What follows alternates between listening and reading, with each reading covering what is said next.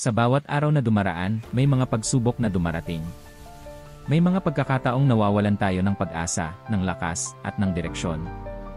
Ngunit paano kung may isang simpleng salita, isang kataga, na kayang magbigay sa atin ng inspirasyon upang magpatuloy? Mga kaibigan, sa araw na ito, nais kong ibahagi sa inyo ang isang salita na nagsilbing gabay at lakas ko sa aking buhay, ang salitang laban. Isang salita na puno ng kahulugan. Isang salita na nagpapaalala sa atin na huwag sumuko, na patuloy na lumaban, na kahit gaano kahirap ang pagsubok, kaya natin itong malampasan. Laban. Ito ang sigaw ng ating mga bayani, ng ating mga ninuno, ng mga taong nagbuwis ng buhay para sa ating kalayaan. Ito ang sigaw ng bawat Pilipinong patuloy na lumalaban para sa kanyang pangarap, para sa kanyang pamilya, para sa kanyang bayan. Kaya't sa bawat pagsubok na darating, tandaan natin ang salitang ito, laban. Huwag tayong matakot harapin ang mga hamon ng buhay.